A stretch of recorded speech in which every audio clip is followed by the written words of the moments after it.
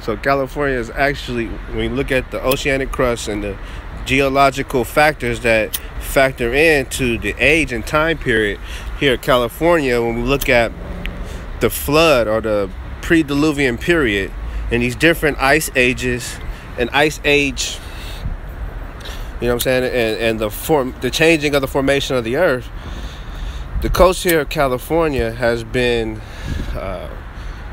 essential to archaeology. When you look here at 10,000 BC, it's civilizations. You got to understand the trees here, the redwood trees here, are some of the most oldest organisms on Earth. So when you look at the civilizations involving these trees here in California, that some of these ancient Aboriginal people that dwelt here in these regions, you know what I'm saying, we're talking about some of the world's first, or some of the world's documented still. These trees hold evidence and proof of time and proof of the geological changes within the earth. So when you look at the redwoods of California and these oldest organisms of these trees here in California, and the Shell Mound Costanoan culture in California, and this border is an ancient, you know what I'm saying? We're talking about, this gives proof to some of the world's first civilizations developing here in the Americas on this coastline, seafaring. You know what I'm talking about? We're talking about 10,000 BC. There's evidence of seafaring culture here in California, in the Americas, mound building culture here in this land of what is sometimes called Europe, Buena Island.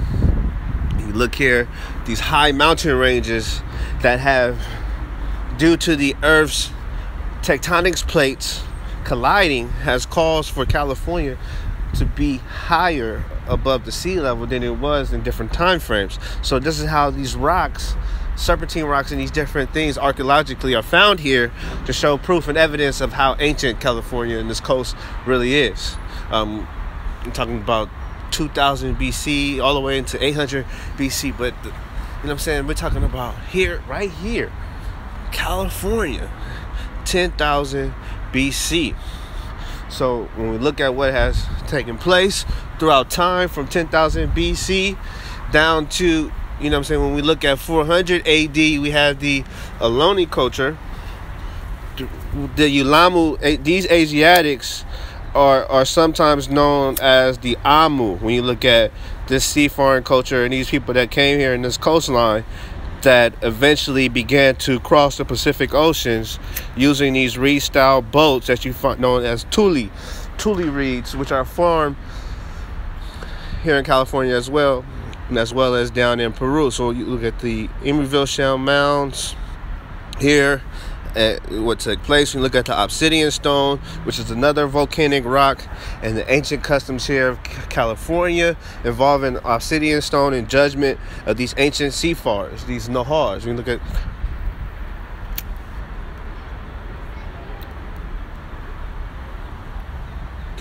this culture. You see here the reed boats, the canoe style boats here. These boats and this style of boat making for these ancients here, that during the time of different colonization of the Spanish, when they came into these regions, which is around this time here, 1542. When you look at this different time periods, this is the time period when you have Gaspar Yanga and others rebelling in 1570 AD to form their civilizations to get recognized in 1610, 1611 by the Spanish government, to have a black maroon civilization, independent civilization here, California Mexico connection. So you got to understand the time frame from 10,000 BC down the chronological time frame. Looking here at the boats here, the missions and the mission periods, and why the Spanish came to this location in particular, to California in particular. Now what's interesting is that in 1806, this measles epidemic, right now there's a current measles being an epidemic here in California, and this population, understand how this affected a lot of the population's health and allowed for medical gentrification, meaning ethnic cleansing of certain bloodlines through the genetics. But when you look here at the same culture in the building, using the reed style, the Thule reeds, and the different coastal known cultures that have been here since 10,000 BC. These traditions have been here since 10,000 BC, even until the period when you have Vicente Guerrero, the black Mexican president, who after Gaspar Yanga gets independence from Spain and Mexico to have their individual lands. Now you have a black president that comes up through this independence that is formed originally from Gaspar Yanga in 1570. He becomes president of Mexico, one of the first black presidents, and actually stops slavery for a while until the Mexican-American War from penetrating into Texas, into Arizona, into California during this independence from Spain. And this is when the mission period ends, so you have to understand the transition of history chronologically going on. So then you have the black president. He gets assassinated. Gold gets found here. After the assassination, the Mexican-American War, California and all these other states, Texas, eventually become states.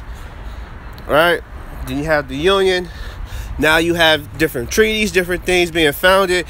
Now you have Aboriginal people from Mexico and these different regions now becoming American citizens under the United States federal government because of the unionizing that took place here in 1850.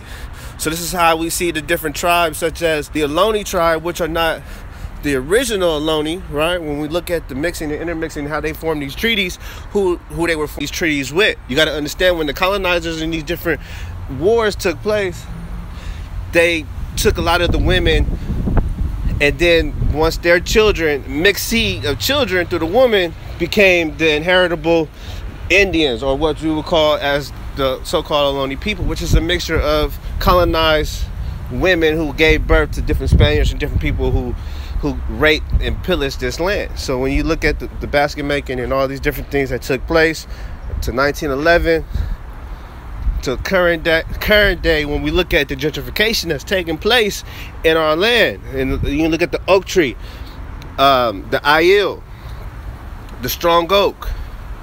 When you look at these things, you know what I'm saying, the acorns, and how these things developed our culture here in California, in Oakland, in this region, and how we were able to function based upon the resources on the land.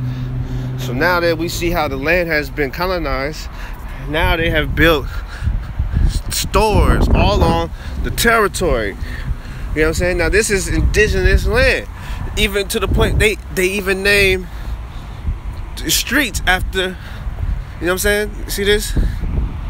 Shell Mound. And then they named this place Ohlone Way, the street.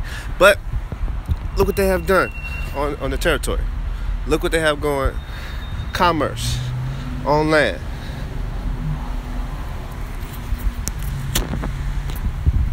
Peace.